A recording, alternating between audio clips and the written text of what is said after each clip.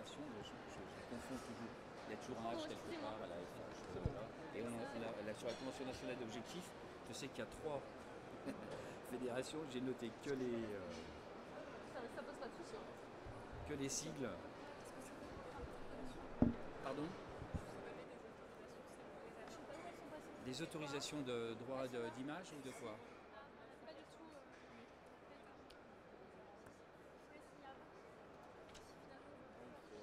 Faire de la rédaction. On peut les signer après, ça pose un. On va les signer après. Oui, on va faire ça après. Bonjour à tous. Merci d'être présents avec nous. Je me présente, je suis Pauline Martinez, je travaille pour le pôle social du CINERPA. Alors le CINERPA, si vous ne connaissez pas, c'est le syndicat national des établissements et résidences pour personnes âgées, qui représente plus de 1850 établissements à ce jour. Et donc bienvenue à notre table ronde sur le parcours et la prévention des risques professionnels, qui en fait va être consacrée au nouveau dispositif de formation à la prévention des risques, qui est le dispositif HAPA. Pour vous en parler de ce dispositif, en fait, nous avons réuni des intervenants de référence sur le sujet, très clairement, à savoir donc Monsieur Patrick Bozier, responsable formation à l'INRS. Voilà. Également Emmanuel Roulet, responsable santé au travail du groupe Domus Vie. Et enfin, Marc Lamure, directeur adjoint de l'OPCA Acte-Alliance. Je vous remercie déjà de vous être rendu disponible pour cette table ronde et pour avoir accepté de venir nous parler de ce dispositif pour lequel vous êtes tous engagés. Donc vous le savez, la prévention des risques professionnels, c'est réellement une priorité pour le secteur du grand âge de manière globale. Elle concerne tout le monde. Elle concerne aussi bien les professionnels que les directeurs d'établissement. Et elle constitue un enjeu social, humain et également économique. De ce fait, le secteur du grand âge, c'est un secteur qui recrute, qui forme, mais qui prend également soin de ses salariés.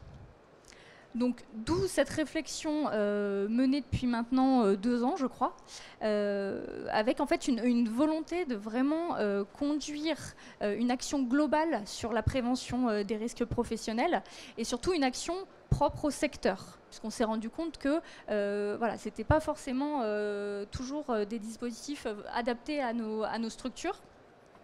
Donc cette réflexion sur la prévention des risques professionnels, elle a abouti à la création d'un dispositif de formation qui est un dispositif à destination des personnels du secteur de l'hébergement et de l'aide à la personne âgée, dispositif HAPA. Pour créer ce dispositif de formation, nous avons, CINERPA, bénéficié de l'appui d'acteurs de terrain, donc à savoir les adhérents du CINERPA, mais également d'acteurs de référence sur la prévention des risques professionnels, comme la CNAM, les CARSAT et également l'INRS. Donc pour vous présenter le dispositif, je vais laisser la parole à Monsieur Bozier. Qui va vous présenter la démarche et la formation. Très bien, merci. Et je crois qu'il faut parler. Ça va, vous m'entendez à peu près bien? Alors, je suis Patrick Bozier de l'INRS. L'INRS, je la situe un tout petit peu pour que vous imaginiez de où on parle. L'INRS, Institut National de Recherche et Sécurité, qui dépend sur le grand chapeau du ministère du Travail, Sécurité sociale, sur un chapeau un petit peu en dessous de la direction des risques professionnels et bien sûr de la CNAMS, de la Caisse nationale des assurances maladie et des travailleurs salariés. Qui en dépend bien sûr puisque tout le financement et la mission de l'INRS est défini par les partenaires sociaux, même si c'est une association loi 1901, et dont les fonds proviennent directement, et ça c'est important de le souligner, des cotisations accidents du travail et maladies professionnelles des employeurs. Donc vous voyez, missionné par l'ensemble des partenaires sociaux sur des fonds qui sont complètement issus de ce qui sert à indemniser et réparer tous les salariés qui sont éventuellement et malheureusement sujets à accidents du travail et maladies professionnelles. Voilà. Donc la mission de l'INRS, c'est d'accompagner toutes les entreprises et établissements dans une logique de prévention. Et je vous parlais principalement de ma mission, qui est sur le département formation, d'accompagner des secteurs d'activité dans la co-construction de dispositifs de formation action, qui visent à développer des compétences, et on va le découvrir sur tous les niveaux d'acteurs de l'établissement, développer des compétences en termes de prévention des risques professionnels. Alors, on a dans notre proposition de formation, je dirais un petit peu générique, Institut national de recherche et sécurité, des dispositifs qui sont connus, le secourisme du travail, le PRAP, les CPS, etc., qui sont assez connus et qui sont génériques. Et il est important pour nous qu'à un moment, on puisse travailler, ce qu'on a fait avec le CINERPA, qui pour nous était une représentation du secteur de l'hébergement de l'aide aux personnes âgées, suffisamment important pour qu'on s'appuie avec lui sur une co-construction d'un dispositif qui aura, je dirais, deux finalités. C'est de répondre bien sûr à, et je vais commencer par nous, c'est-à-dire à répondre aux bonnes pratiques de nous en tant que préventeurs. Qu'est-ce qu'il faut pour qu'un établissement se mette à l'abri des risques professionnels AT-MP ou retrouve une bonne santé, je parle surtout de ses salariés. Donc ça c'est important, donc on a des bonnes pratiques, mais aussi que ces bonnes pratiques, elles ne soient pas posées comme ça, sans tenir compte de la spécificité du métier, et d'où l'importance que l'on ait pu, au cours de cette construction, s'appuyer sur des professionnels qui étaient autour de nous pendant cette année et demie passée ensemble, au fur et à mesure, et notamment avec la participation de l'OPCA, c'est important qu'ils soient là aussi dès le début, tous les partenaires, des grands groupes, des petits établissements, qui nous ont aidés à construire une réponse beaucoup plus adaptée. Voilà, donc c'est cette réponse que je vais vous proposer. Je vais passer relativement vite parce que ce qui va être intéressant dans notre petit temps passé ensemble, c'est que, comme il a déjà un petit peu démarré, que vous ayez déjà des échos et des témoignages d'établissements qui sont déjà engagés dans ce dispositif. Voilà, pour de où on parle. Alors, bien sûr, évidemment, quand on lance un dispositif d'ampleur nationale, il faut une bonne excuse. C'est même plus une excuse, c'est une obligation. Je ne vais pas développer le sujet, je crois que si vous êtes des professionnels, vous êtes assez concernés et assez au courant, mais les chiffres parlent d'eux-mêmes, on ne peut pas ne pas les prendre en compte. Quand vous voyez que depuis 8 ans, on a une évolution du nombre d'accidents du travail et des professionnels qui ont provoqué pour 2012, je vous envoie des chiffres comme ça un petit peu brutalement, mais c'est 1 119 303 journées non travaillées sur une année simplement pour votre secteur en conséquence des accidents du travail. C'est 200 000 journées non travaillées en conséquence de maladies professionnelles. Alors ça, ce sont des chiffres, mais derrière ça, ce sont des personnes qui sont en souffrance, qui sont à un moment dans une inaptitude possible. C'est ça qu'il faut lire derrière ça. Et ça, c'est une année de travail simplement sur notre secteur. Vous voyez que s'il y avait besoin de justifier de pourquoi il fallait faire quelque chose, je ne développe pas plus, mais vous comprendrez que c'est bien sûr la bonne raison. En plus de ça, il est vrai que comme chaque secteur a ses particularités, et il est vrai que ce qu'on a été amené à regarder, c'est vous, professionnels, à quel risque spécifiquement vous êtes exposés. Et là aussi, les chiffres, ils parlent. Votre premier risque, je dirais à égalité, c'est tous les risques qui tournent autour de la manutention des personnes, bien sûr, mais aussi beaucoup, et je veux dire que ça nous a un petit peu étonnés, mais je pense que vous êtes tout à fait au courant, mais ce sont les chutes. Les chutes de plein pied, les chutes de dénivelé, qui sont génératrices d'accidents assez phénoménales. Bien sûr, il faut y ajouter les troubles musculo-squelettiques, qui sont principalement autour de coudes et épaules. C'est-à-dire qu'on a des pathologies de maladies professionnelles qui sont en évolution, mais c'est de 50% en 4 ou 5 ans, vous pouvez imaginer ce que ça représente. Et c'est surtout des problématiques, les troubles musculo-squelettiques, qui pénalisent énormément les personnes, puisque je dirais la durée moyenne pour aller une épaule, c'est presque 1 an de non-activité, et ce qui ne veut pas dire que la personne retrouvera une aptitude totale au bout de cet arrêt d'activité pendant 1 an. Donc voilà de quoi il s'agit. En plus de ça, la particularité de votre secteur, c'est vous êtes des personnels qui vieillissez aussi, avec les personnes que vous accompagnez, et notamment, il est important de se rappeler que, notamment pour les TMS, que des personnes qui vieillissent sont plus sujettes au TMS. Ça, c'est la première mauvaise nouvelle. Et la deuxième mauvaise nouvelle aussi, c'est que plus on vieillit aussi, plus on est arrêté, quand on est arrêté sur les TMS, mais plus ça dure longtemps. Voilà. J'ai quelques autres bonnes nouvelles pour tout à l'heure, mais celles-là, c'était les premières mauvaises.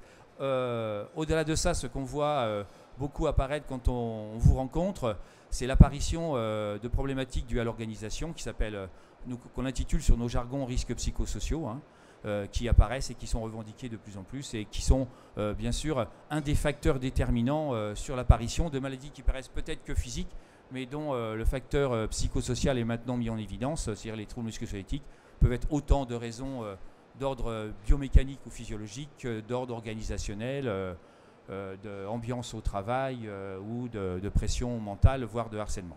Voilà. Donc ça, c'est bien sûr, ça se traduit par des enjeux humains, je vous les ai cités, des enjeux financiers pour vos établissements énormes, et puis bien sûr des enjeux réglementaires qui font qu'il y a un moment, eh bien, nos établissements ne sont plus forcément dans les clous, c'est-à-dire dans le respect tout simplement du Code du travail, parce que c'est d'abord sa première obligation. Un chef d'entreprise, c'est lui seul responsable du bien-être, de la qualité de vie au travail.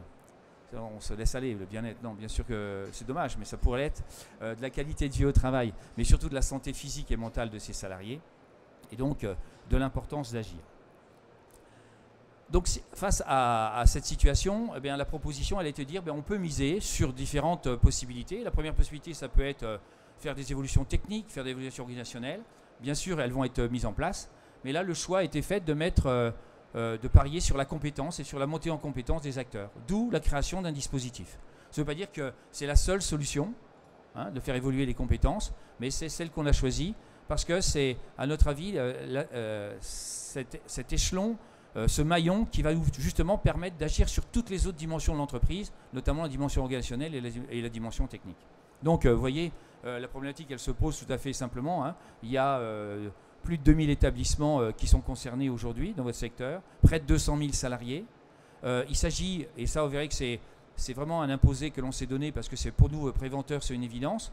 Il ne s'agit pas seulement de former les agents, il s'agit de former tous les niveaux d'acteurs. Hein, tous les niveaux d'acteurs doivent être formés, donc ça veut dire que vous allez vous rendre compte que le dispositif, en réalité, c'est 3 dispositifs superposés, puisqu'on va voir la formation de tous les niveaux d'acteurs, la direction, l'animateur prévention, et puis bien sûr tous les agents, ceux qui sont confrontés au risque. Voilà. Alors, encore une fois, je répète un petit peu parce que c'est important. Ce dispositif que vous allez voir, il a été co-construit avec vous en tant que représentation. Et il a été adapté par et pour vous. Ce qu'il porte également, c'est plus sur des aspects réglementaires mais aussi financiers. C'est une convention nationale d'objectifs qui est signée par la Caisse nationale d'assurance maladie et travailleurs salariés qui permet à tous les établissements qui rentrent dans ces démarches par l'intermédiaire de nos collègues des CARSAT et CGSS, de bénéficier de budget, de crédit sur les évolutions éventuellement qui sont décidées au cours des démarches qui sont mises en place. Voilà. Je vais donc maintenant simplement décrire assez rapidement le dispositif, de son originalité, mais son originalité, elle dépend surtout du fait que nous, en tant que préventeurs, depuis 70 années de pratique, on peut dire qu'il y a des incontournables. Et le premier incontournable, je vous l'ai déjà un petit peu dit tout à l'heure, c'est si je mets de la compétence dans un établissement pour que on retrouve de la performance et de la santé, eh bien cette compétence-là, elle doit être mise à tous les niveaux d'acteurs. Et avec des niveaux d'acteurs sur lesquels on a posé des compétences qui sont bien définies. Un pilote, évidemment.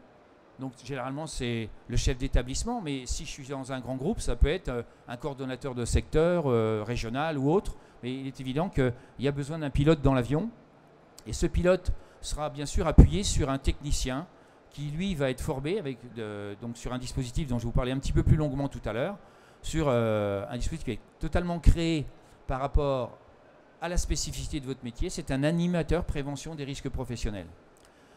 Donc c'est une personne qui est amenée dans l'établissement à jouer le rôle et à la fois d'accompagnateur du chef d'établissement, sur toute la dimension de rentrer dans cette démarche de prévention dont on vous a déjà parlé, et puis aussi d'aller chercher, d'aller recueillir au niveau de tous les agents toutes les problématiques que les agents auront détectées ou pourront faire remonter pour plan d'action et évolution, bien sûr. Donc vous voyez que c'est une mission, c'est un rôle qui est extrêmement stratégique, puisque c'est un animateur, c'est celui qui fait vivre toute cette démarche dans nos établissements.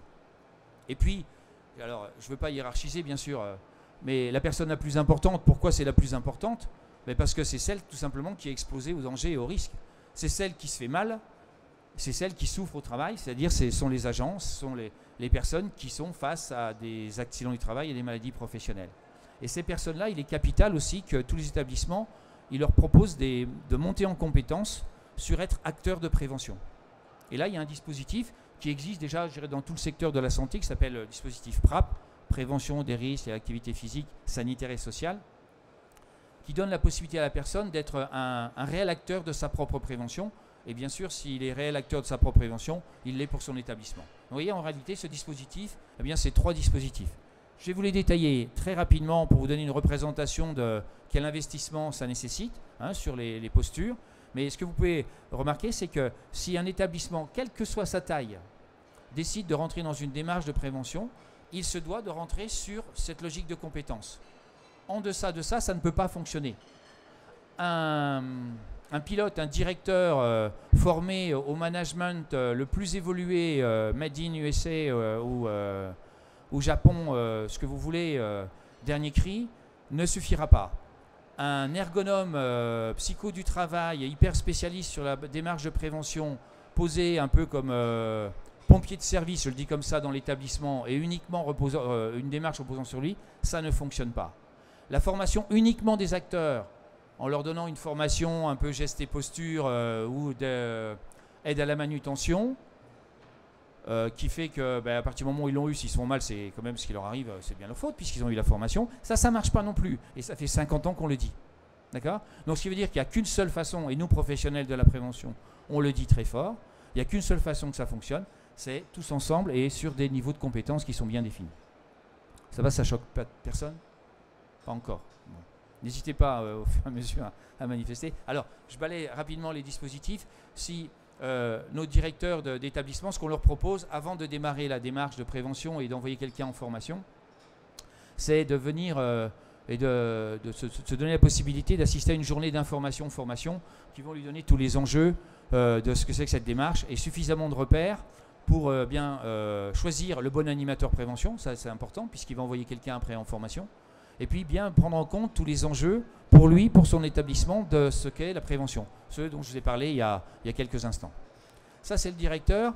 Oui, on est sur une logique, évidemment, s'il est directeur, il sait faire son métier de directeur, mais que le plus qu'on lui apportera, c'est sur sa compétence qui va viser à particulièrement lui apporter ce qu'il faut pour initier ou développer la démarche de prévention. Elle a sa spécificité. Par rapport à un projet d'établissement, c'est bien sûr un projet dans le projet, mais il y a des spécificités.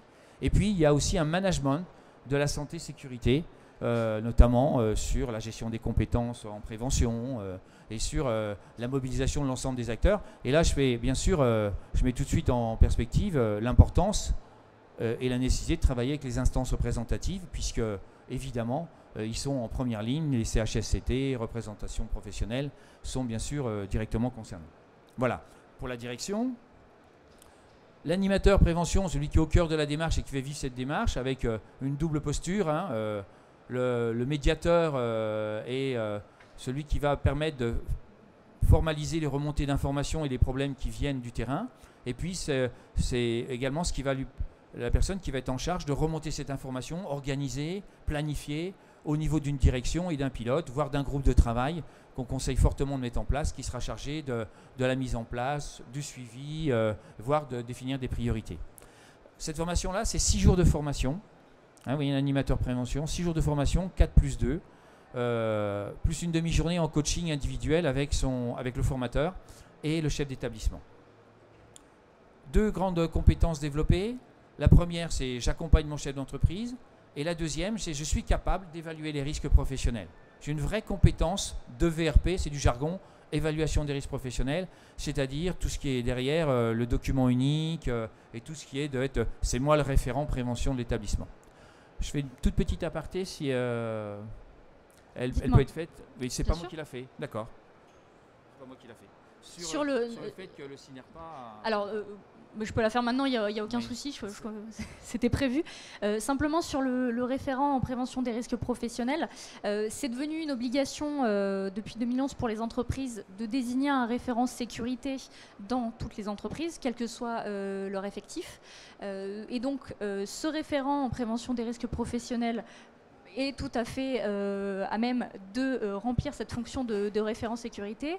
Et ce qu'il faut savoir également, c'est que le CINERPA a déjà intégré dans ses grilles de classification cette fonction de référent animateur prévention des risques professionnels, et que la personne formée et qui remplit cette fonction au sein d'un établissement bénéficie d'un coefficient supplémentaire.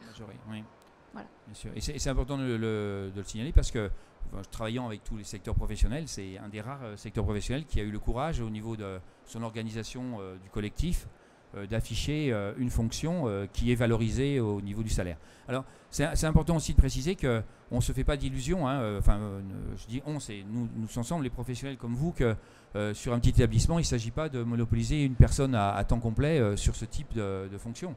Peut-être dans un premier temps, ça va nécessiter beaucoup d'occupation, mais cette fonction, elle est bien pensée en fonction de la taille de l'établissement, sur un professionnel qui est sur son poste et qui va en plus, ou à côté, pas en plus, et à côté, bien sûr, remplir cette mission d'animateur prévention.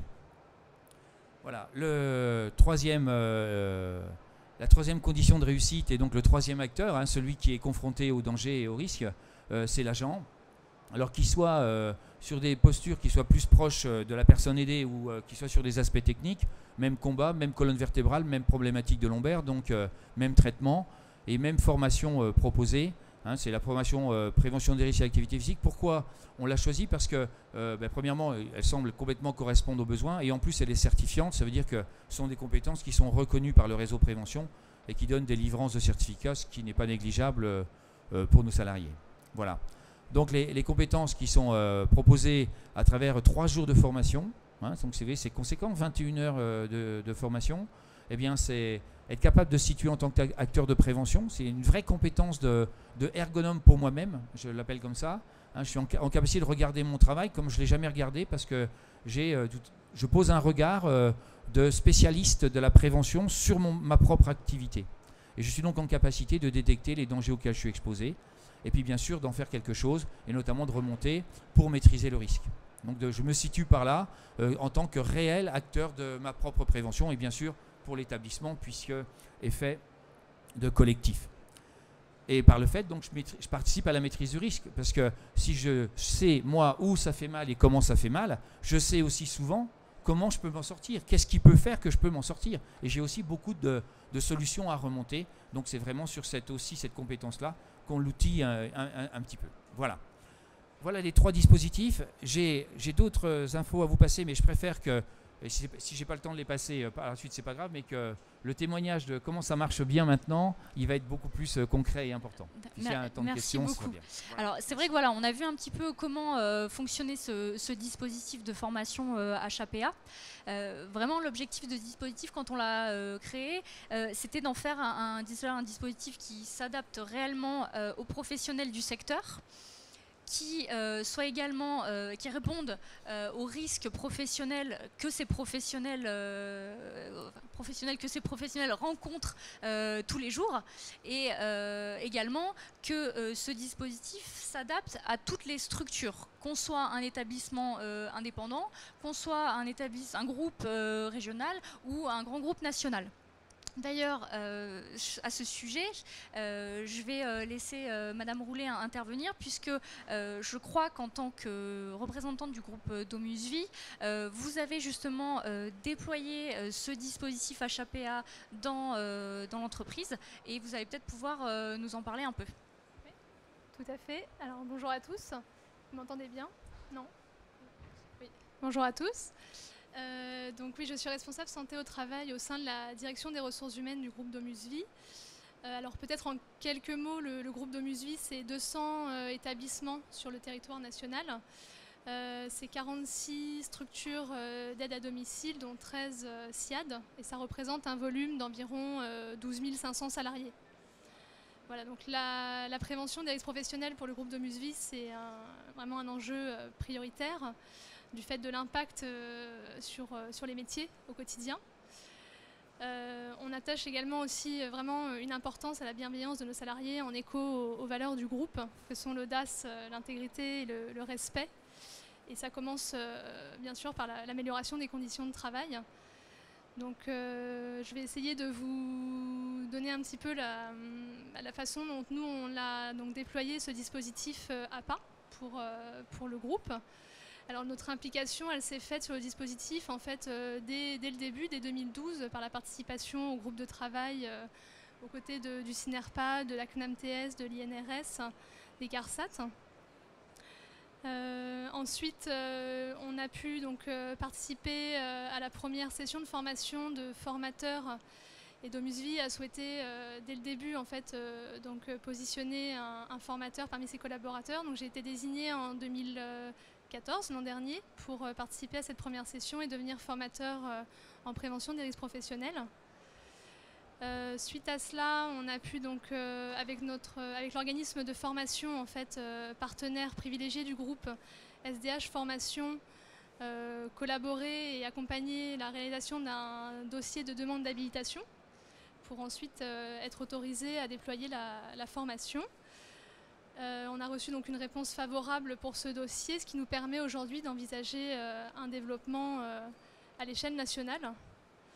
Et donc là, on est dans la quatrième étape, je dirais, maintenant de ce dispositif, qui va être la formation réellement des animateurs prévention et des directeurs d'établissement. Voilà, donc aujourd'hui, en 2015, donc dès cette année, en fait, on va démarrer la formation. Donc le mois prochain, ce sont à peu près une dizaine de collaborateurs qui seront formés pour devenir animateurs en prévention. Donc le premier module va avoir lieu la dernière semaine du mois de juin, avec ensuite l'intercession pendant l'été et la certification sur les 2 derniers jours du module de formation qui auront lieu donc au mois d'octobre. Voilà. Peut-être quelques mots sur le profil envisagé pour ces animateurs. Aujourd'hui, on ne s'est pas restreint en fait à un métier, on ne s'est pas arrêté spécifiquement en fait à un métier. Ce qui va être vraiment retenu comme attendu, c'est un salarié motivé par le sujet. C'est vraiment le point le plus important. Et bien sûr, après, l'ancienneté, l'expérience du collaborateur, c'est aussi vraiment un atout. Voilà, donc la façon dont on envisage pour 2015 le déploiement, c'est de former, donc, comme je vous le disais, une dizaine de collaborateurs sur des régions pilotes. Donc aujourd'hui, ça va se faire sur l'Île-de-France, en région Languedoc-Roussillon, en région PACA, Normandie également, Nord-Pas-de-Calais et j'en oublie peut-être Île-de-France, je n'ai pas cité. Et voilà, Île-de-France, alors si je les ai oubliés. Et l'idée est vraiment de former en fait des binômes sur chacune des régions pour impulser un collectif de travail qui fasse le lien entre la politique santé au travail du groupe et les réalités de terrain. Et dans le même temps, quasiment, je dirais, on va former aussi donc, les directeurs d'établissements concernés qui ont envoyé un animateur en formation. Donc ça se fait vraiment simultanément pour que dès cet été, quand en fait, dans mon rôle de formateur, j'accompagnerai sur établissement les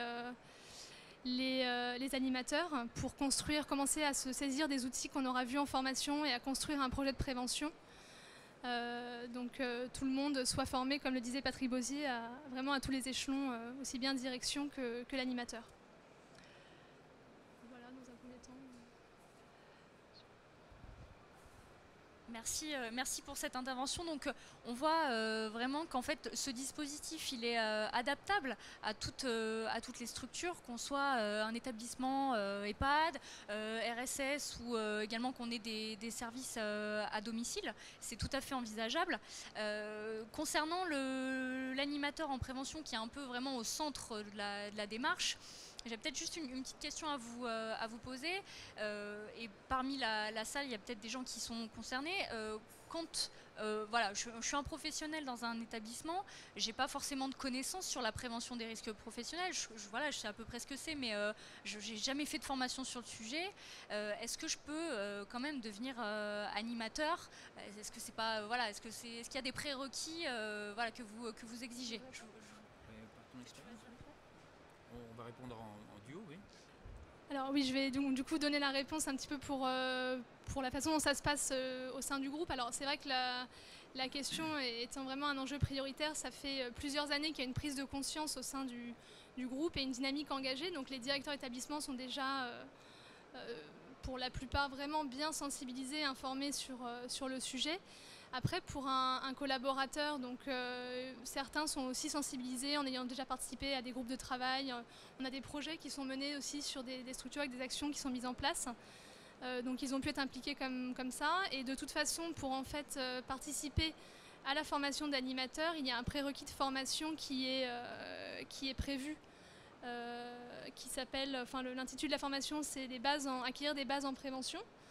C'est une formation qui peut se faire en face à face dans une CARSAT ou bien sur un site en ligne. Donc là aujourd'hui, nous notamment pour la préparation des animateurs, ça se fait vraiment là actuellement, en ce moment. La plupart des personnes que j'aurai en stage, en formation au mois de juin sont en train de suivre la formation en ligne. Et donc j'échange avec eux, je les accompagne. Ça ne présente pas de difficulté, c'est vraiment très progressif et il y a beaucoup de notions qui sont abordées pour que quand on arrive à la formation, on ait tous le même langage et le même niveau de connaissance sur ces sujets. Ce dispositif qui s'appelle Base en prévention, vous pouvez tout à fait, même par curiosité, bien sûr, il est gratuit, il est proposé sur le site www.inrs.fr et donc il s'appelle Base en prévention tout simplement. C'est un dispositif qui se compose de 3 ou 4 modules qui pour un non-initié va lui nécessiter entre 15 et 20 heures de pratique, pour une personne un peu plus initiée la moitié, et qui est aussi également certifiant puisque la personne valide au fur et à mesure ces modules et obtient une attestation qui lui permet de prétendre à suivre les formations qui sont proposées et qui sont proposées généralement au niveau du réseau prévention sur beaucoup de formations certificatives de préventeurs. Voilà.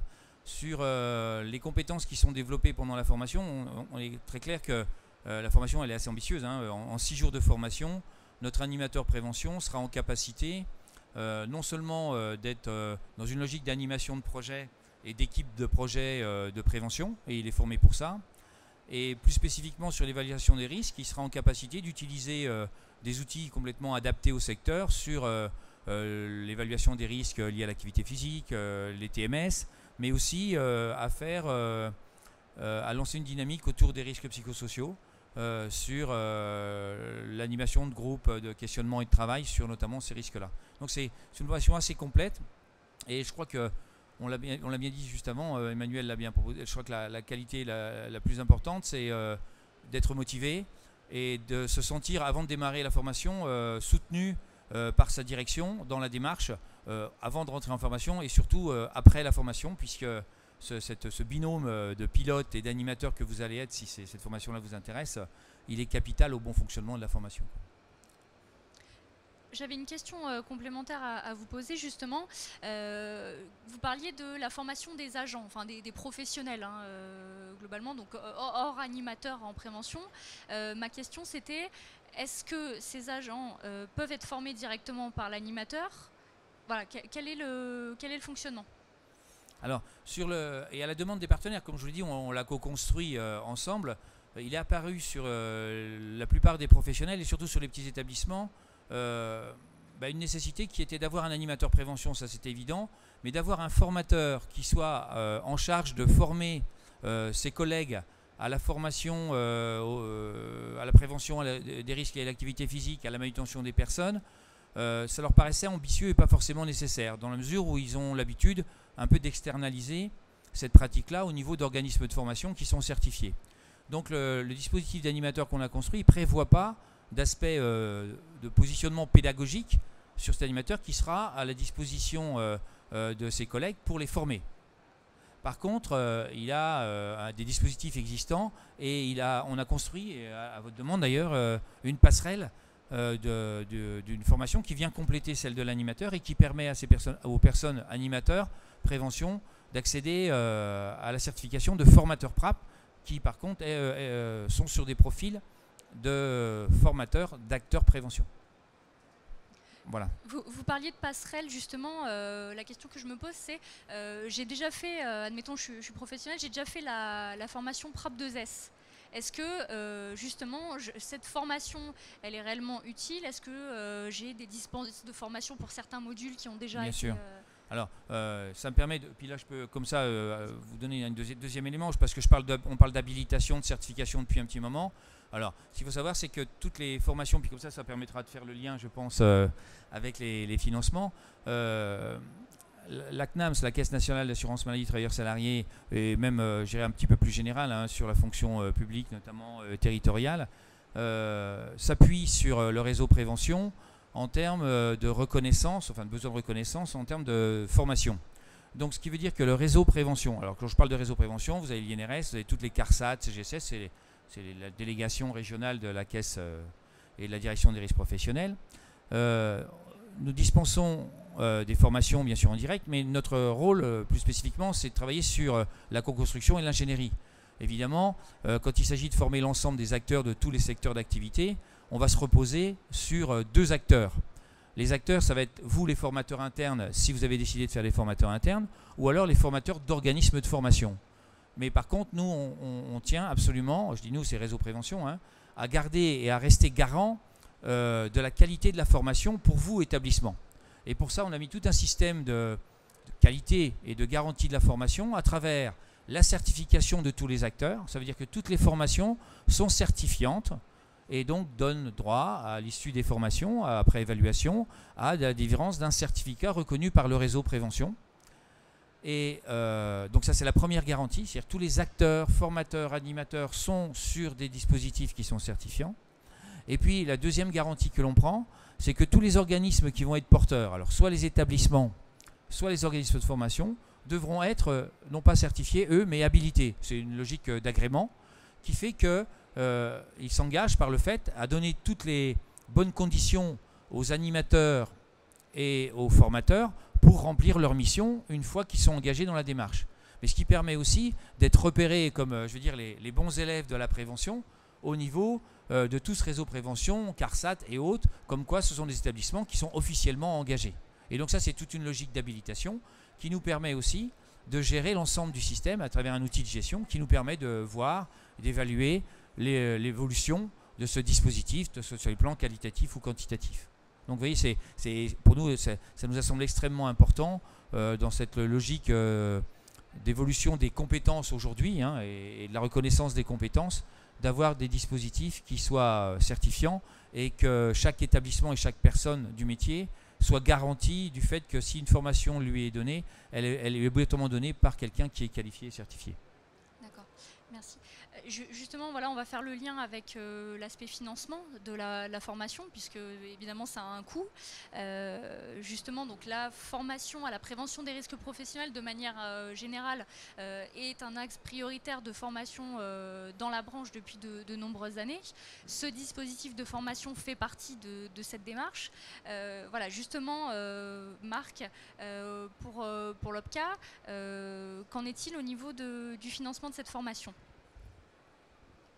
Bien, comme vous venez de le dire, actuellement, l'OPCA finance déjà des actions de prévention des risques professionnels depuis des années d'ailleurs, puisque la branche s'est préoccupée de ce sujet depuis maintenant une dizaine d'années facilement. Donc nous intervenons en tant que financeurs. Les salariés, pour l'instant, ne nous connaissent pas trop, sont plutôt les employeurs qui nous connaissent pour deux raisons. La première, c'est parce qu'ils nous versent leurs cotisations, et la deuxième, c'est parce qu'on leur finance les formations. Maintenant, avec le CPF, vous allez être amené à connaître un petit peu mieux les OPCA, organismes paritaires collecteurs agréés. Aujourd'hui, on se rend bien compte que cette prévention des risques est primordiale, puisque même pour les salariés qui sont contraints par la démarche de développement professionnel continu, dans les 3 pavés de la nouvelle réforme de la démarche professionnelle continue, la gestion des risques est inclue. C'est-à-dire qu'il va falloir que les salariés qui suivent le parcours de développement professionnel continu, on va dire DPC, ce sera plus simple, suivent 3 étapes. La première, c'est l'évaluation des pratiques. La deuxième, c'est une démarche cognitive, donc de formation. Et la troisième, c'est la gestion des risques. Aujourd'hui, la branche est en cours de négociation d'un nouvel accord de branche qui inclut dans ses orientations prioritaires la gestion des risques. Et l'OPCA, bien entendu, comme nous le faisons jusqu'à présent, va continuer à financer ce parcours. Et d'ailleurs est associé depuis le début de la démarche à la création de ce nouveau parcours avec l'INRS et le CINERPA. On va peut-être laisser, s'il y a des questions dans la salle, voilà, n'hésitez pas. Bon. Si vous avez des questions sur le dispositif en lui-même, comment s'engager dans la démarche, est-ce que voilà, vous avez besoin de plus d'infos sur le sujet, évidemment, vous pouvez contacter directement l'INRS via le site internet, je crois que vous l'avez d'ailleurs cité. Oui, tout à fait. Voilà, c'est www.inrs.fr. Voilà. Et également, vous pouvez contacter le CINERPA voilà, par mail, par téléphone. Et puis, voilà, je crois qu'on a terminé pour cette table ronde. Je tiens évidemment à remercier nos intervenants qui ont bien voulu se rendre disponibles. Et voilà, je les remercie chaleureusement pour leur intervention. Merci beaucoup. Merci à vous. Merci à vous surtout.